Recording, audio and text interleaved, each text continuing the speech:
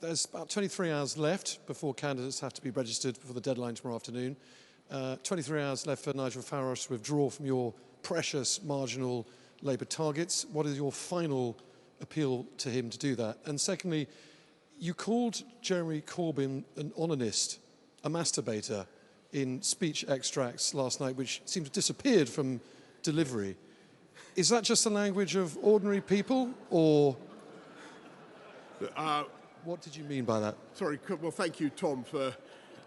let me deal with the point about the election first, if I can. And I just want to say about Nigel Farage and the Brexit Party. It is always a very difficult thing for any party leader to withdraw candidates from an election. I understand that, but all I can say, Tom, for the avoidance of doubt, to repeat my central message. There is only one way to ensure that we get Brexit done, get this thing finished, get us out, do a fantastic free trade deal, and that is to vote for us and for the Conservatives, because you vote for any other party, you risk a coalition of chaos and two chaotic referendums next year. And on your second point, all I can say is that a stray early draft seems to have somehow found its way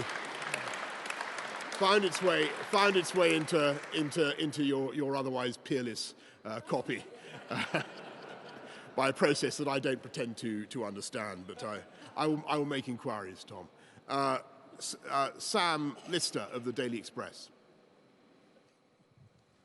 Prime Minister, if Nigel Farage fights the marginal seats tomorrow, puts the candidates in tomorrow, it's risking you securing the majority you want.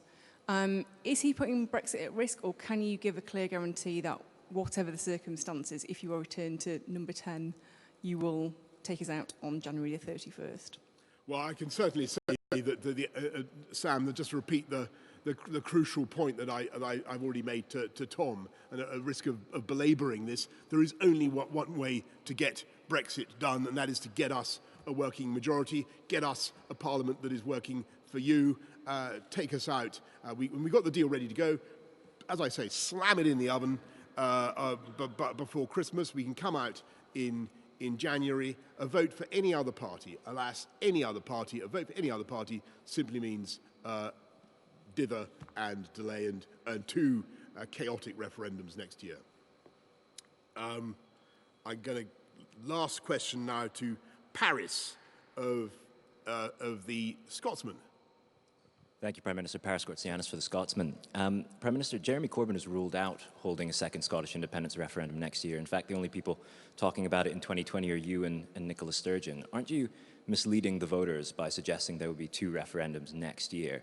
And what do you say to those who believe that your party's relationship with the Brexit Party is just as shady as any deal between the SNP and Labour? Well, just on the first point, the only way to I think I may have said this before, but the only way to deliver Brexit, get Brexit done, is to vote for the Conservatives. We are fighting every seat and fighting them to win, and we don't do, as I've said many times, we don't do deals with other parties. We're the oldest political party in this country and in Europe. We believe in fighting elections across the whole nation as one nation Tories. On Nicola Sturgeon and the Corbyn-Sturgeon alliance.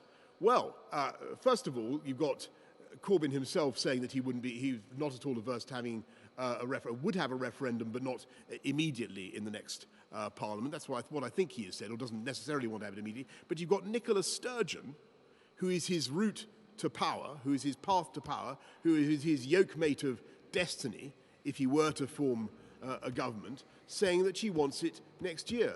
And Paris, I just humbly submit to you, it's hard to see how Jeremy Corbyn could very easily turn her down if that were to be the condition that she were to put for a coalition, as indeed she surely would. So what we're faced with is a second referendum on the EU with all the toxic torpor and tedium and division and rancour that it would involve, and a referendum on Scotland, when, as you know, Paris, and as the people of Scotland were told at the time, it was meant to be a once-in-a-generation thing. In 2014, they were told that if they voted to remain in the United Kingdom, the question would not come back again for a generation, and they did. And I really think that this country as a whole has had enough of referendums of this kind. We want to get on and deliver on the mandate of the people of 2016. We want to get Brexit done and unleash the potential of this whole country. And the potential of this whole country has never been more perfectly represented. I'm going to wind up now with this final point, because I don't think I've got any more questions to take from the media. But the potential of this country is perfectly represented by the electric vehicles that are being produced here at LEVC. And people said it couldn't be done. They said they were technically impossible. They are being made. They're fantastically popular, and we are going to boost and turbocharge, if you can turbocharge an electric vehicle, which I don't think you can turbocharge an electric. Well, someone's not. A technician is nodding at the back there. Maybe you can. But we are going to boost that incredible opportunity for this country. Thank you all very much for your time. Thank you. Thank you. Thank you.